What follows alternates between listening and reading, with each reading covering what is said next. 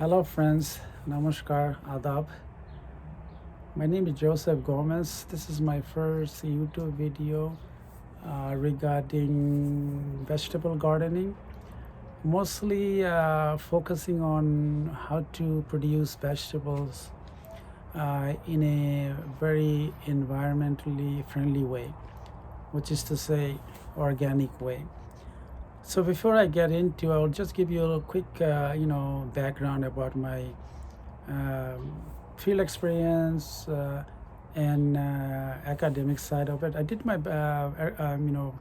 bachelor's degree in Louisiana State in agronomy. That's basically plant and soil science. Mostly I dealt with the cereal crops in bulk production, for example, rice, wheat, sugarcane, those kind of crops. But I joined my master program in Texas in agriculture, majoring in minor horticulture. And I was so fortunate to have a married apartment because my wife Linda, she joined me 1989 on campus, and fortunately we had a small backyard, plenty of sunshine, and she was busy, doing gardening because she didn't engage in taking any courses or anything at that time. And financially, it was a little strain. I had to work part-time job at campus horticulture greenhouse, and had a couple of research projects. And I did some research project in growing vegetables. So learned a lot, like hands-on, and great experience. So in 1995, we immigrated to Canada, and then we settled to our this house in 2022. That was winter, but following year we started doing vegetable gardening from a small scale. Given some of the challenges we had, soil wasn't great, too many trees around, shade, those kind of obstacles we had. But after so many years, now it came to a position where everything kind of makes sense. In vegetable gardening perspective. So one of the things that the difference between from Bangladesh weather and here is quite a quite a ways. Given our country, Bangladesh is a subtropical. Here is a temperate. What that means is that the Bangladesh, Bangladeshi weather, you could pretty much grow vegetables entire year. But here, that's not the case. So you have a specific time where you have to have your seeds, planted indoors. Some they do, I do. So I'll go through that maybe next video or something. And then you take it out, you put them in a transition, to make it a hardy plants. You don't directly put those small seedlings, they call it, about 3-4 inches, depending on the varieties of the, vegetables. But here we have this few zones. It's we did it in a temperate climate like our climate. USDA, which is U.S. Agriculture Department, did it some zones. So our in Toronto, we are in zone 6. That means we have certain dates where they recommend to plant vegetables out in the garden. So you have to kind of mindful of that, is that uh, you plants, vegetables for that matter, they don't really follow calendar year. They follow Mother Nature calendar. So they could be vary. Every year is different. Few weeks here and there, 1 week here and there off, temperature wise. In Toronto specifically, I'll give you an example. You have to really go to weather channel, make sure that weather high temperatures consistent. Then you could go and plant those seedlings that you raise in your basement or balcony, or if you would prefer to buy from nursery, you could do that. So it's all budgeting issue, timing issue. Time is the biggest factor in this country. Everybody realized that how we budget our time. The thing is, like what we do is that we raise our this small plants indoors by seeding in month of middle or end of March. Once they grow a little, because I did this growing plant station myself, with the proper lights, very important. You cannot put any light bulbs that will work. It has to be a certain frequency or other thing. You can buy from any nursery available, as long as you have financial strength. You can do anything you can buy. So I did many things myself because I'm a handy person, love to work with my hands. Anyway, so we raise our plants by planting seeds. They're small, 3-4 inches. Then we take it in end of April or beginning of May, depending on how the season unfolds. So we leave it outside. I have another kind of greenhouse, transparent plastic thick. I put it so sun can come and builds heat inside. So we keep it there as a transit. Then Linda, my wife, she meticulously takes it out. During the day, puts it in the shade, not directly in the sun. About a week or so, that makes it hardy. Like I said, if you directly put it from indoor to outdoor, any plants is gonna collapse, given the fluctuating temperature we have in Toronto, especially the night one. So you have to really monitor that very closely, because you don't want to lose plants. They're costly if you buy from nursery, because it adds up, right? So we basically have a fairly sizable garden. It keeps us very busy because you have to take care of your plants once they grow. So another thing very important is that before you start, you have to make sure whether you do in fall or now, it's a tilting soil. You have to break all the soils, particles, so that the air can circulate and kind of level off. But before you do that, we usually leave our last year's this vegetables, whether it's a vine, we call it corolla gas, like bittercumber vines. Those vines, they're very good organic matter. It has a lot of properties that helps address your fungus issues, nutrient, of course. So these are all organic. It stays in the ground, it dries, turns brown and mixed with the soil. It's like a compost. So you can leave many things leave behind after you take off some plants. Those are easily breakable, not too hardy, plants. Just take out roots and leave the leaves, whatever, in a fall season before the snowfall. So you can do many things to enrich your soil, because soil is a big part it has to recharge, meaning you have to replenish all the nutrients that sucks through the roots of vegetable plants. So those are the things you have to remember. And again, sun exposure is a big factor. And make sure you have a good sun. If you don't, like for example, we don't have 100%, but we plan those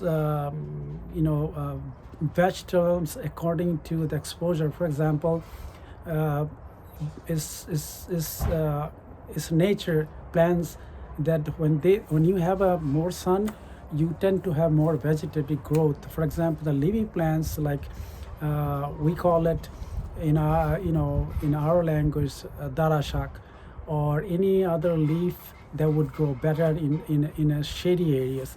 But sun is very important to have good fruit settings, like tomatoes, or peppers, bell peppers, capsicum they call it. So many factors you have to weigh in, especially when you have a climate like this, temperate climate. You have our in Toronto or any other in Canada, depending on which zone you are, there is a last killing frost, they call it, and they give you like a time when you can plan. It's a general guideline, a rule of thumb, which is here in Toronto. Is people kind of wait, Victoria Day, which is towards the end of the month of May, but that's not true always. Sometimes, like I said, plants they don't really follow calendar, so they go by Mother Nature's calendar. So anyway, so you have to kind of see extended forecasts. You have to look at even every day you follow in the morning, what is the weather saying. So I learned a lot. We were very, we were misled by the weather during Victoria Day week. I planted out on my garden back here, and and then I had to bring all the turf covering everything, empty parts, putting over individually. So much time, but again, I used to do that. Now given my age, I'm almost 65, and when you have, going through your life cycle, at some point it wears out. So you have to kind of watch, like how you minimize your physical other areas. Sometimes when you age, you have a joint issues and back issues. All kinds of factors play.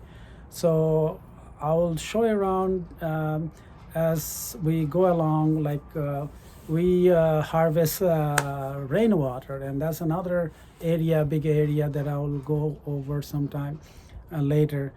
So and and we do save a lot of this eggshells, banana peels, and anything we cut in the kitchen, vegetables, they're leftover, whatever pieces, we cut it smaller pieces. By the way, you try to make it, when you make a compost, make it smaller. As smaller is better. But also, in order to decompose, you have to mix with the soil. How you compost it is also, you need to know a little bit of tips. What's the best way to do it? And there just about everything. There is a proper way. There is a not proper, proper way doing it, and that dictates how quick or better growth your plants would be. The timing of the watering, then your organic or natural way of treating insects or fungus, other diseases, how to mix it, what to use. We use lots of neem oil because this is natural. There is no chemicals in it. So we use a lot. There'll be a time down the road, and I can show it to you, the ratio or how to do it, when to do it, and that how to water certain plants, how much the requirements some vegetable have in order to get a good production of your vegetables, whether tomatoes, whether peppers, or anything, beans, squashes. we do plant a lot of native, vegetable plants from Bangladesh. So there are many factors, but like I said, in order to start gardening, you have to kind of commit to yourself. If you think you have that much time, just little time, then you start with a little, or you can put it in a any pot, uh, depending on your time. But the good thing is that just do it one or two. It has a lot, it's a multiple benefits to it, especially the world we live in. It's very stressful when you do this gardening. You see flowers blooming, birds singing, butterflies, flying. It just changes your whole perspective of your, being, and you feel good afterwards.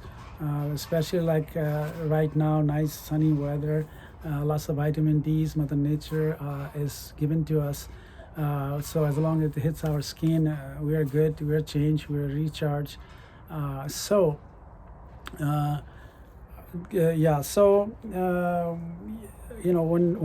when times comes along, so I'll take you around and see you. I'll share what we do, so that way you can really improve, or as long if you're already have a green thumb in this vegetable gardening, then maybe it might help you further, or just for fun listening or watching. So it's important. So for me, I with my challenging health issues, I want to share. I wanted to be very frank that I may not be able to continue for a few weeks or months, because my health is very important. I'm a survivor of rare cancer a few years back, so anything right now is like a bonus. I'm here, so I'm blessed in many ways, having extremely supportive family. So that's very important for me. So I might not be able to, not out of the woods in terms of health. So time to time maybe we disappear for weeks, months, I don't know, but hope I'll be okay. So I'll keep sharing, what I do, what we do, especially Linda. She's she's behind the scene of everything. You'll see as the season progresses, keeping bookkeeping sort of seeds, when she picked up, what variety, then taking care every day. It's like your own children. So you have to be consistent, with the plants. If you're consistent, looking after, taking care, you'll see results. Obviously, they appreciate that somebody is looking after me, and they act accordingly by offering their self to the best. Lots of harvest. So there are so many things to learn, and we both learn every day. I learn every day new things. And one thing about gardening is that you never do mistakes. It's always an experiment. So for some reason, somewhere you see YouTube or somebody says something that you will do this, then miracle will happen. You'll see this. Sometimes it's misleading. I don't know why. There is no quick fix for anything. Just because somebody say you have to put calcium in certain plants, for example tomato, then blossom and rods, meaning the rods at the bottom is very typical, tomato disease that will go away, may not go away. So it's so many variations in gardening, in science. So many factors play It's not one single factor. The only thing is more predictable is that when you have a greenhouse, temperature setting, humidity setting, and just about everything. So, given this ecosystem we live in, yes, squirrels will come, rabbits will come, they will eat, but you have to deter many ways. You can buy a sensor, you can do many things. It's a battle, and we go through that every day, disappointments pretty much. But it's like it's like you have to really appreciate nature too. That they have something to contribute, we have something to contribute. So, uh, you would certainly love, once you get started, you won't stop gardening. And unfortunately, in Canada, a very short season, but the blessing is that we have extended long daylight hours that compensate for this shorter growing season. So you don't get upset. Oh, I didn't plant my plants out in the garden early enough. No, don't worry. Even if you plant it in early June, it will catch up early, even middle, even the end. Uh, it will catch up, believe me, as opposed to if you plant it early, let's say temperature drops, plant gets shocked, and you see some are wilting or some are turning bleached color around the leaves and droopy. They may not die, but it takes 3-4 times more time to recover back. So it's not a win-win situation. So just wait, and when you see your forecast is consistent, temperature night not hitting zero, is above that, maybe 8, 9 and above. So focus, that's very important, because nothing is cheap anymore. And having your own vegetables, what you applied. It's all chemical free. So you feel good about it, what you're eating it. And maybe part of the reason helped me recover this journey, recovering from my cancer. But still, like I said, I'm not out of the woods. I don't know when things will go wrong because of the genetic issue, and I'm very open about it, because I wanted to share my story, so that if you hear this dreaded word cancer, not to get panic. It's always early detection, means a lot, and it'll be just fine. So, anyways, I'm going to I'm going to end the video right now, but thank you for listening and your valuable time. Maybe down the road at some point and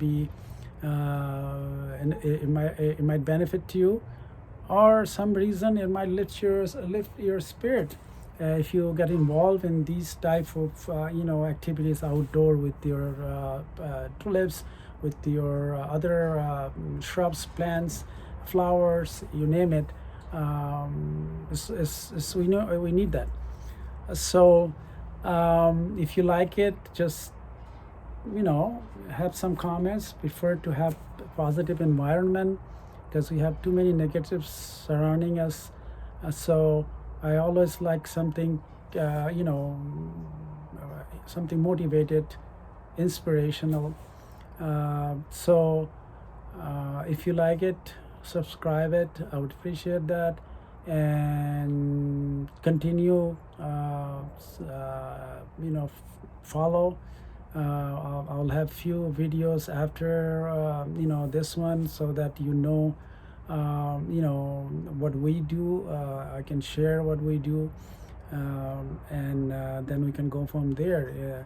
Any problem during growing season in terms of disease, fungus, soil type, or how best you can do certain things in a way that benefits your vegetable production better and better. And the thing is, patience is virtue about gardening. So always be patient, and it's never, like I said, you don't do mistakes. It's just all experiment. And for me, it's been since '89 We're still learning, So, anyways, take care, stay safe and well, and always stay happy. God bless. Thank you.